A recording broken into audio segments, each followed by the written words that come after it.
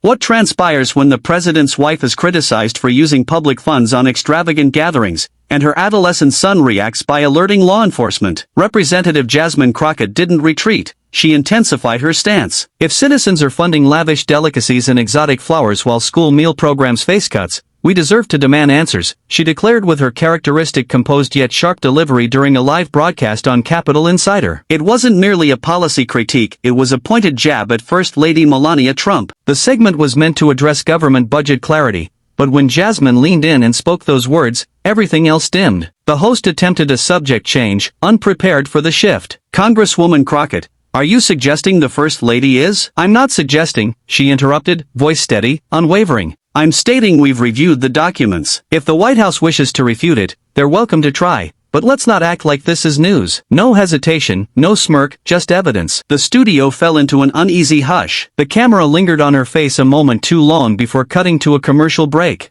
Back in Dallas, her phone buzzed incessantly, texts, missed calls. Her chief of staff, Ava DeWitt, stood outside the studio as Jasmine exited. That clip's exploding online, Ava said, showing her phone. People are freaking out. You're trending. Jasmine offered a faint grin. Good. Maybe now they'll listen. Going viral wasn't her goal. Fixing what was broken was. Months of Oversight Committee investigations, unanswered letters, and blocked Freedom of Information Act requests had led to this. Melania Trump's private gatherings at Mar-a-Lago kept appearing in confidential expense logs. Jasmine's team finally traced costs to the First Lady's office: opulent receptions, imported decorations, security for unofficial attendees. Not outright unlawful, but it reeked of impropriety, and Jasmine wasn't one to ignore the stench.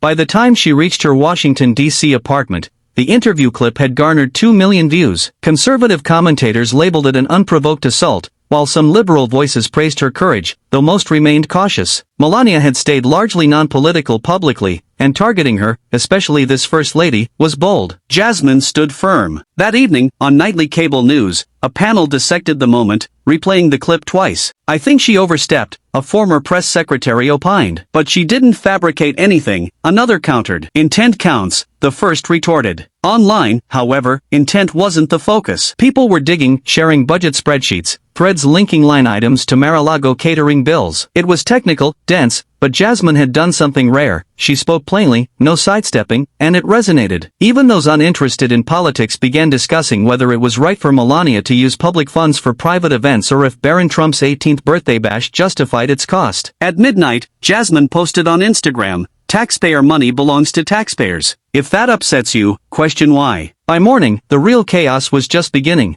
but someone in the Trump household was already gearing up to make it personal. Jasmine was halfway through her second coffee when her office landline rang. Ava answered, Congresswoman Crockett's office. A brief pause, her brow creasing. Hold on. She covered the phone. It's DC Metro Police. They want to speak with you directly. Jasmine didn't flinch. Put them through. She'd handled calls from all sorts of officials, some friendlier than others, but Ava's expression gave her a slight pause. "This is Representative Crockett," she said. "Good morning, ma'am. This is Sergeant DeLuca, DC Metropolitan Police. We received a report last night alleging harassment against you." Jasmine blinked slowly. "Excuse me?" "Yes, ma'am, a harassment complaint. The complainant is Mr. Barron Trump. He claims your televised comments targeted his mother and created a security risk." Jasmine stared at the wall, silent. "To clarify, this isn't a formal charge," DeLuca added, "but due to the complainant's status, we had to document it and inform your office." A pause. "So, an 18-year-old filed a police report over a TV interview?" DeLuca hesitated. "That's correct, ma'am." She let out a brief, dry chuckle. "All right, Sergeant,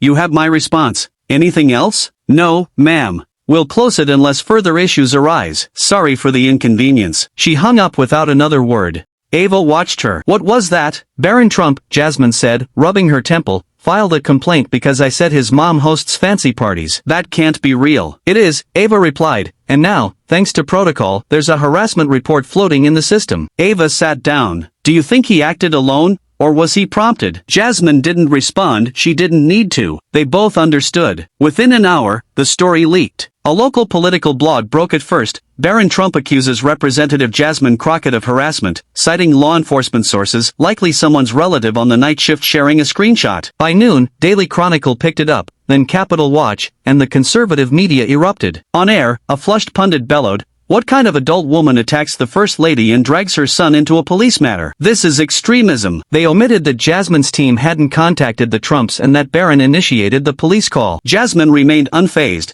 watching as the narrative twisted.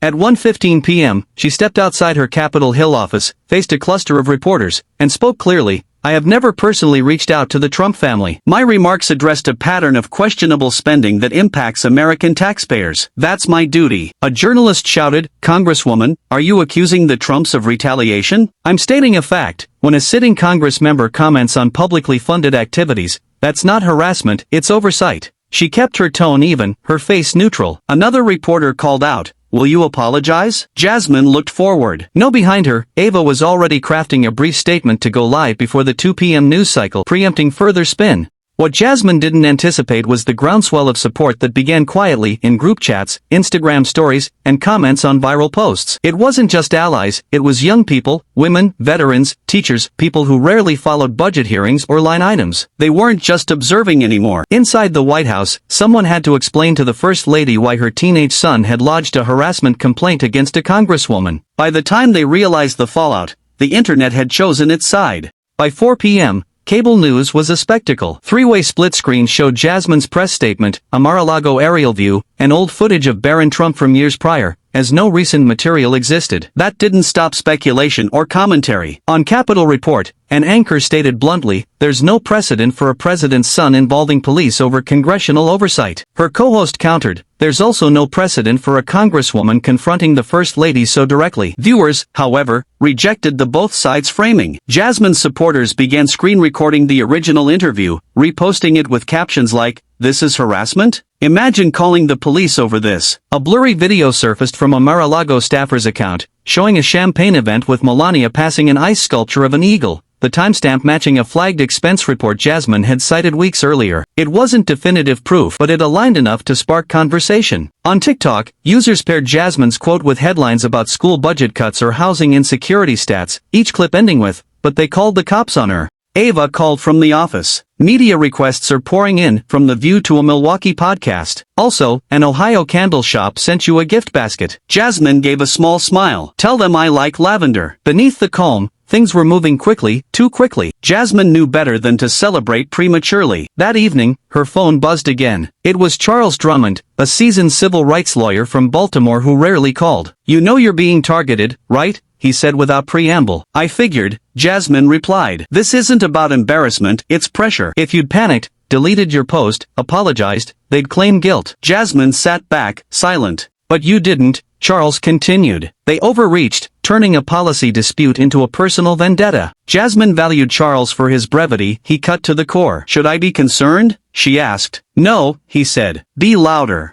That night, instead of retreating, Jasmine recorded a short video from her apartment, no makeup, no crew, just her words. To everyone watching, if questioning government spending is a crime, we've lost democracy's thread. She let the silence linger a moment, then posted it and went to bed. By morning, it had over 4 million views. While mainstream media stumbled, balancing courtesy with politics, everyday people spoke plainly. She exposed the scam. They called the police. The hashtag Stand With Crockett started quietly in a reply thread under her video. By noon, it was everywhere: Twitter, TikTok, Instagram, even Facebook groups usually reserved for pet photos and fundraisers. Celebrities amplified it, former prosecutors, teachers' unions, grassroots organizers. Black veterans launched a side campaign on X, sharing service records captioned, "We fought for this nation, she's fighting for its truth." The White House remained silent. Inside Jasmine's office, Ava's phone kept ringing. Jazz, she said, poking her head in, BuzzFeed wants a statement. TMZ too. Oh, and a Kansas woman sent you a quilt with your name stitched next to Shirley Chisholm's. Jasmine laughed. Please don't let me become merchandise. Ava tilted her head. Too late. But not everyone was cheering. Behind the scenes, powerful figures were regrouping, plotting how a single TV sentence had ignited a national reckoning, and they weren't about to let it go unchallenged. By Friday morning, Jasmine Crockett had tired of the noise. She refused to let public opinion sway based on snippets or cable spin. She wanted people to see the truth raw, documented, unfiltered. We're releasing everything, she told Ava. Full transparency, no summaries, just proof. Ava hesitated. That'll make some people nervous. Jasmine didn't waver. Good, they should be. That afternoon, her team uploaded a detailed PDF to the congressional website, expense records linked to the office of the First Lady, reviewed by the Oversight Subcommittee. It included redacted receipts, itemized invoices, and memos from 2 prior fiscal quarters, dry but damning. One document showed a $137,000 payment request for decorative floral ambience at a Mar-a-Lago event. Another listed $9,400 for custom spa treatments for non-staff guests. Buried within was a junior staffer's memo warning that certain charges may raise public concern if scrutinized. Jasmine highlighted that line in red and shared it on Twitter. They knew.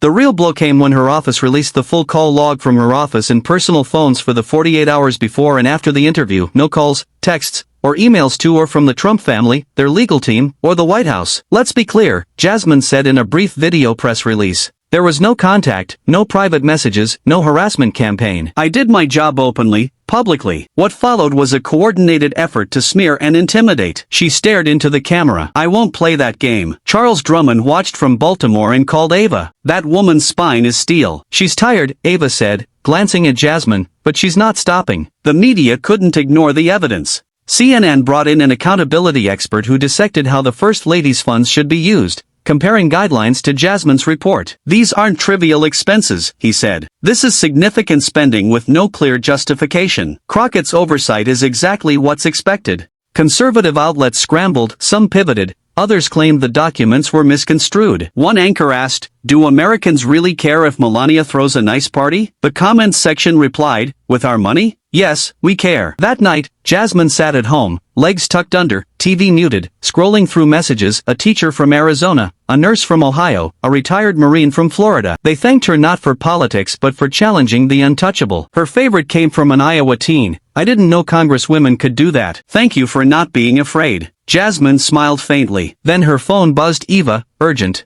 Call me ASAP. You won't like this." Jasmine dialed. "What now?" Ava's voice was tense. "Someone leaked a partial memo from the First Lady's office to a blog. They're claiming you have a personal grudge against Melania and hinting race is the motive." Jasmine didn't shout or curse. "So they're going low." Ava nodded over the phone. "And you know what that means." "Yes," Jasmine said, reaching for her laptop. "Time to go higher." Because when they realized she wouldn't apologize, they tried to tear her down. By Saturday, Jasmine Crockett wasn't just a name, she was a cultural flashpoint. What began as a budget critique had sparked a national debate on power, race, and who can speak without repercussions. The leaked memo from the First Lady's office, phrasing like aggressively targeting traditional institutions and lacking decorum, was coded, but people understood. The internet erupted. Jasmine's supporters flooded comments, tweets, and articles, not just defending her but fighting back. Videos compared her to black women historically punished for speaking boldly. Anita Hill's testimony played beside Jasmine's interview. Shirley Chisholm's speeches cut to her press conferences. On TikTok, a Tulsa social worker posted a raw video. She said what we're all thinking, and now they're calling the cops on her for doing her job while black. It got 800,000 likes in 12 hours. By the time she reached her Washington, D.C. apartment, the interview clip had garnered 2 million views. Conservative commentators labeled it an unprovoked assault, while some liberal voices praised her courage, though most remained cautious. Melania had stayed largely non-political publicly, and targeting her, especially this First Lady, was bold. Jasmine stood firm. That evening, on nightly cable news, a panel dissected the moment, replaying the clip twice. "I think she overstepped," a former press secretary opined. "But she didn't fabricate anything," another countered. "Intent counts," the first retorted. Online, however, intent wasn't the focus. People were digging, sharing budget spreadsheets, threads linking line items to Mar-a-Lago catering bills. It was technical, dense, but Jasmine had done something rare. She spoke plainly, no sidestepping, and it resonated. Even those uninterested in politics began discussing whether it was right for Melania to use public funds for private events or if Barron Trump's 18th birthday bash justified its cost. At midnight, Jasmine posted on Instagram,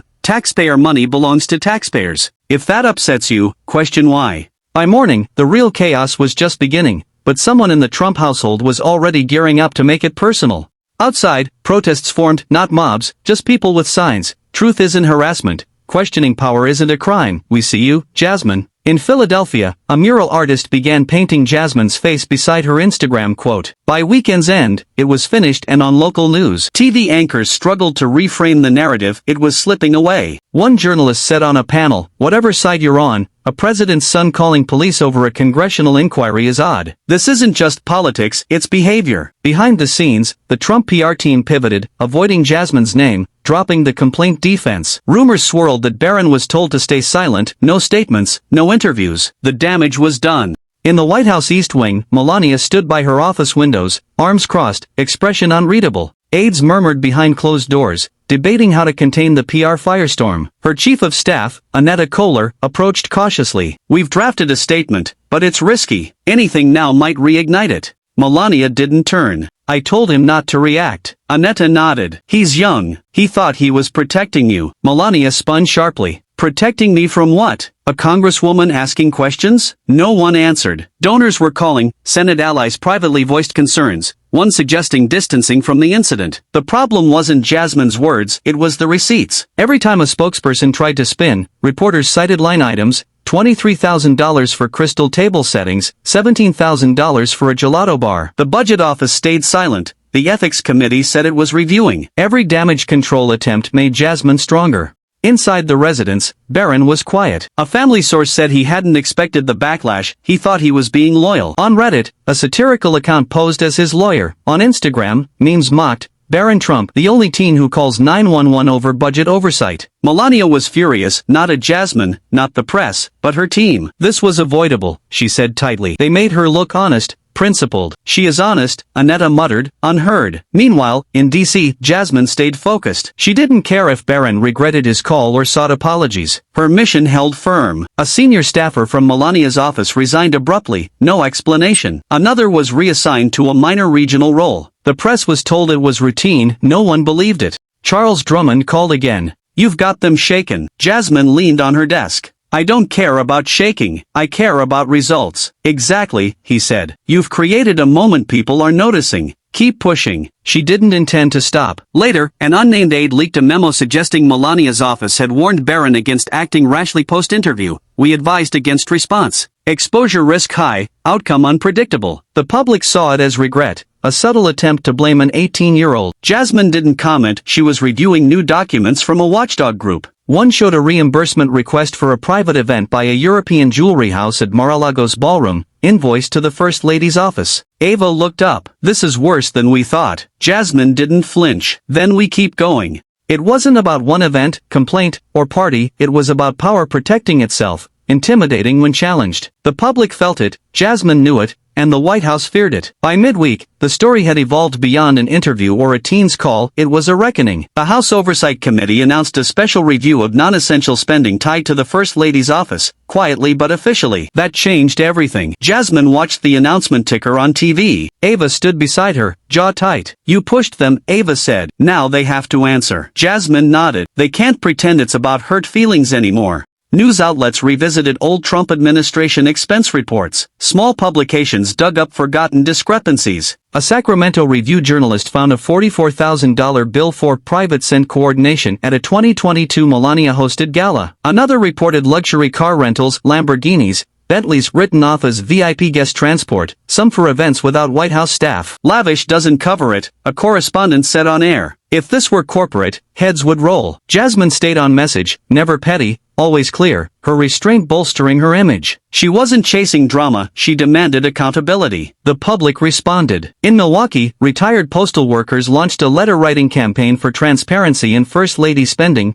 dubbed People's Oversight. In Little Rock, college students held a teach-in on federal spending ethics, one speaker quoting Jasmine, "Public money isn't private property." Melania vanished from public view, no photos, no statements, no tweets. The silence was deafening, but not everyone stayed quiet. Congressman Hal Vernon, a senior Idaho Republican, went on Midday Nation, fumbling a defense, "We're overreacting. So what if there were some parties? Washington's about tradition and ceremony." Jasmine's supporters pounced. A TikTok user replied, "Did he just say tradition justifies $137,000 in orchids?" Even conservative voters grew uneasy, not over politics, but familiarity. A Midwest radio caller, a working mom, said, "If I used company funds for a spa day with friends, I'd be fired. Why is this different?" A week post-fallout, Jasmine was invited to testify at the committee review. She accepted instantly. Ava's team prepped with closed-door briefings, practiced questions, and rechecked every file. This isn't just a hearing, Ava said late one night. It's the moment. Jasmine looked up. Then we make it count. Anticipation grew. People weren't just curious, they were invested. On hearing day, protesters gathered outside the Capitol with signs, "We paid for the party, where's our invite?" And Crockett is courage. Inside, Jasmine stood before the committee in a navy blazer, no jewelry, just papers, facts, and presence. She met each member's gaze. My job isn't to make people comfortable, it's to tell the truth, whether it offends the powerful or not. Silence. Then the questions began. Before the first finished, the tide had turned, and the bell couldn't be unrung. Within 48 hours, the counterattack hit. A tabloid ran a headline, Representative Crockett accused of hostile conduct in law school years, citing unnamed classmates and a vague decade-old campus debate. No records, just phrases like confrontational demeanor and made peers uneasy. Ava stormed in with the article. They're digging deep now. Jasmine glanced at it. They want to make me seem erratic, hoping I'll react emotionally so they can say, "See, we warned you." Ava nodded. Do we respond? No, Jasmine said. We move forward. The public seized the timing. More stories dropped. An old donor withdrew support, calling her divisive. A radio host ranted, painting her as a radical feminist with a grudge. Leaked emails later showed a PR firm tied to a former administration official had shopped these stories for days. Then came footage of Jasmine at a protest years ago, chanting via megaphone, twisted into Crockett incited anti-government sentiment. The video showed her saying, "If the government fails the people have a right to speak." It didn't stick. The more they called her unstable, the calmer she appeared. Jasmine doubled down on policy. NPR interview, Memphis Housing Forum, a Gary, Indiana town hall with no press, just residents, notebooks, and tepid coffee. There, a retired bus driver said, "I don't know DC games, but I know truth." Keep going. Jasmine shook his hand. Ava saw the fatigue, not in her voice, but in late office nights, rereading memorized documents. People think you're iron, Ava said. It's okay if it's wearing you down. Jasmine didn't look up. It's not me I'm worried about, it's the message. In a world of quick scandals, she feared this would fade, buried by the next controversy. That's what the pushback banked on, wear her down, discredit, outlast. But they underestimated her ripple. Whistleblowers, via a watchdog group, confirmed past budget reports were edited before archiving, not illegal, but misleading. Jasmine reposted the story. Sunlight reveals everything.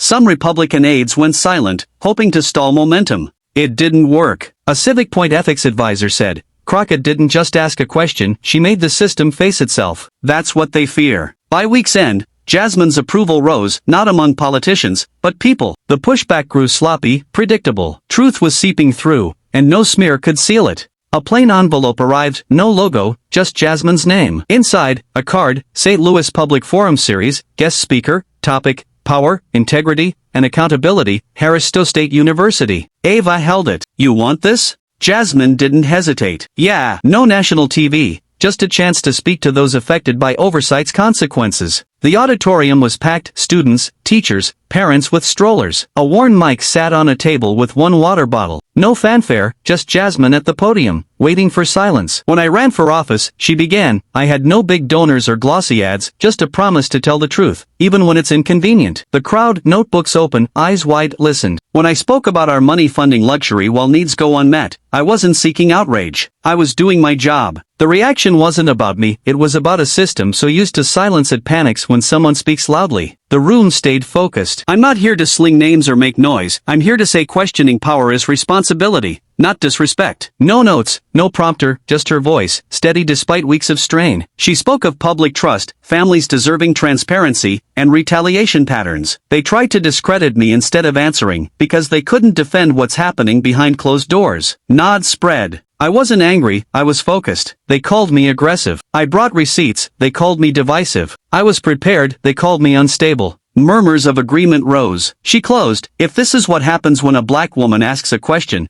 imagine what happens when she demands answers. The room erupted, not in chaos, but affirmation. Afterward, students shook her hand. Parents thanked her for showing their kids' integrity. An elderly man whispered, "You're not just speaking, you're waking people up." In the car, Ava scrolled. That speech is everywhere. Someone posted it, she said what we're thinking. 1 million views. Jasmine leaned back. It's not about views. I know, Ava said, but it landed. That weekend, churches shared the speech, community centers debated transparency, debate teams quoted her.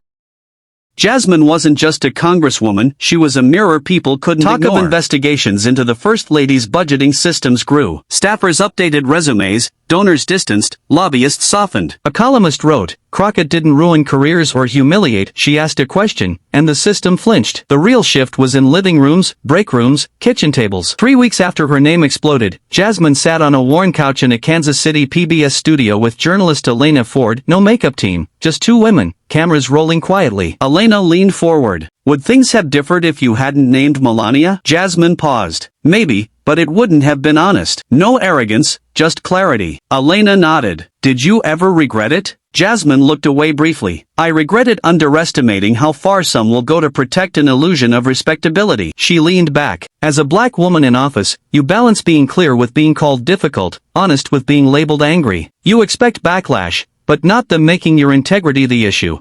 The room held a respectful quiet. Elena asked, "What kept you going?" Jasmine smiled faintly. "The people and messages from hospital beds, classrooms, towns I've never visited, saying don't stop." She looked at the camera. "This isn't about budgets, parties, or one teen's call, it's about whether honesty matters, whether we can hold power accountable, no matter who they're tied to." Outside, the Ethics Committee launched a full inquiry into the First Lady's spending. Subpoenas went out quietly. Crockett Standard became Capitol Hill shorthand for budget documentation. Jasmine didn't boast, she didn't need to. Her job was to ask questions, let truth in.